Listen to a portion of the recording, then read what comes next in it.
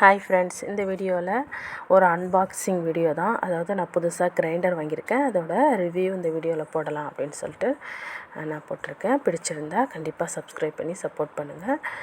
இது வந்து ultra plus gold. இது வந்து 2 லிட்டரு கிரைண்டரு. இதோட ப்ரைஸ் வந்துட்டு 8,000, அதாவது 7,999 ரூபா. இது வந்து அமேசானில் தான் வந்து நாங்கள் ஆர்ட்ரு பண்ணியிருந்தோம்.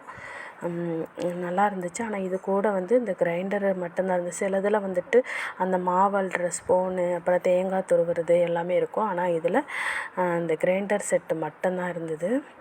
இது 2 கல் உள்ளே இருக்கிற மாதிரி இருக்கும், இந்த கோன் சைஸில். இந்த பட்டனை அழுத்தினா இதோட மூடி திறக்குது. இதை வந்து லாக் பண்ணுறதுக்கு இது கரெக்டாக அந்த நேராக அப்படி இருந்தால் தான் அதில் கரெக்டாக லாக் ஆகுது. முன்னாடி வந்து பஜாஜ் வச்சுருந்தோம். இப்போ வந்து ஃப்ளட்டு வந்ததுனால அது வந்து தண்ணியில் இதாகிடுச்சின்னு சொல்லிட்டு இப்போ புதுசாக வாங்கியிருக்கோம். இது வரைக்கும் யூஸ் பண்ணதில்லை. இது ஃபுல்லாகவே வந்து எப்படி யூஸ் பண்ணுறது, இதில் மாவு அரைச்சி கூட நான் காமிச்சு இந்த வீடியோவில் போட்டிருக்கேன். நல்லா சூப்பராகவே இருந்தது. நல்லா குயிக்காகவே அரைஞ்சிடுது. ரொம்ப லேட்டாலாம் ஆகலை. அப்படியே டக்குன்னு நம்ம வந்துட்டு கொஞ்சம் நகர்ந்து கூட போக முடியல, பக்கத்துலேயே இருந்துக்கணும். டக்குன்னு அப்படியே நைஸாக அரைஞ்சிடுது மாவு. யூஸ் பண்ணுறதுக்கும் ரொம்ப ஈஸியாக நல்லாவே இருக்குது. சவுண்டு எல்லாமே அவ்வளோவா வரதில்லை. நல்லாவே இருக்குது இந்த கிரைண்டர் வந்து யூஸ் பண்ணும்போது. பாருங்கள், இங்கே ஒரு பட்டன் இருக்குது. இது பார்த்தாலே தெரியும் உங்களுக்கு. இந்த மேனுவலாக யூஸ் பண்ணுறதும் ரொம்ப ஈஸி தான். ரொம்ப கஷ்டமானதெல்லாம் இல்லை. அழகாக கல்லை கழுவி அதில் மாட்டி மாவை போட்டுட்டு இதை லாக் பண்ணி வச்சுட்டா மாவு பட்டை அரைஞ்சிட்ருக்கோம். அதுக்கு மூடியும் கரெக்டாக கொடுத்துருக்காங்க மாவு இது பண்ணுறதுக்கு. இதை ஃபஸ்ட்டு யூஸ் பண்ணும்போது ஒரு 2 தடவை நல்லா அலசிடணும். 2-3 தடவை நல்லா அலசிடணும். ஏன்னா இந்த கல்லோட அழுக்கு வந்து நல்லாவே இருக்குது. அப்புறமா சும்மா ஒரு டம்ளர் அரிசி ஊற வச்சு நம்ம அரைச்சிட்டு எடுத்துருங்க. ஏன்னா அது வந்து ஃபஸ்ட் டைம் வந்து என்ன தான் கழுவிட்டு நம்ம யூஸ் பண்ணும்போது அதோட கலர் வந்துட்டு வேறு மாதிரி இருந்தது. நான் ஒரு டம்ளர் அரிசி ஊற வச்சு சும்மா அரைச்சி விட்டு பார்த்தேன். அப்போ வந்து க்ளீனாக ஆகிடுச்சு. அதுக்கப்புறம் வந்து மாவு வந்து ஃபஸ்ட் டைம் அரைக்கிறதுனால வந்து கம்மியாக தான் ஊற வச்சு அரைச்சி நல்லா குயிக்காகவே. உளுந்தெல்லாம் வந்து சிலதில் வந்துட்டு அரைக்கும்போது ரொம்ப கஷ்டமாக இருக்கும். அவ்வளோவா சீக்கிரமாக நைஸாக ஆகாது. நம்ம வந்து கொஞ்சம் கொஞ்சமாக தண்ணி ஊற்றி அரைக்கும்போது உளுந்து நல்லா பூத்து பந்து போல் நல்லா வந்துச்சு. குயிக்காகவே அரைஞ்சிடுச்சு. ஒரு 1/4 மணி நேரத்துக்குள்ளேயே உளுந்து வந்து அரைஞ்சிட்டு. 1/4 மணி நேரமே நான் அதிகமாக தான் சொல்கிறேன். நல்லா குயிக்காக செம்ம நைஸாக நல்லாவே அரைஞ்சிது. பாருங்கள், உங்களுக்கே தெரியும். அதே மாதிரி இட்லியுமே நல்லா வந்திருந்தது.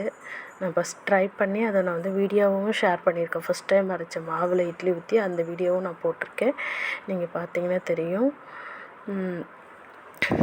இதை பற்றின வேறு ஏதாவது டீட்டெயில் தெரிஞ்சால் கமெண்ட் பண்ணுங்கள். எனக்கு இவ்வளோ தான் தெரிஞ்சிருக்கு. இதான் ஃபஸ்ட் டைமாக வாங்கியிருக்கேன். வாங்கி இதை யூஸ் பண்ணி பார்த்தா ரொம்ப சூப்பராகவே இருந்தது. அதனால தான் சரி ரிவ்யூ போடலான்னு சொல்லிவிட்டு நான் அன்பாக்சிங் பண்ணும்போது கூட நான் எடுக்கலை வீடியோ.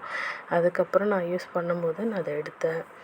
நல்லாவே இருக்குது. யாருக்கும் ஒருத்தவங்களுக்கு இது யூஸ் ஆகும் அப்படின்னு சொல்லிவிட்டு நான் இந்த வீடியோ போட்டிருக்கேன். அதை சிலதில் வந்து அரிசி மாவு அரைக்கிறதுலாம் வந்து ரொம்ப நேரம் ஆகிட்டு இருக்கும் அது பட்ட.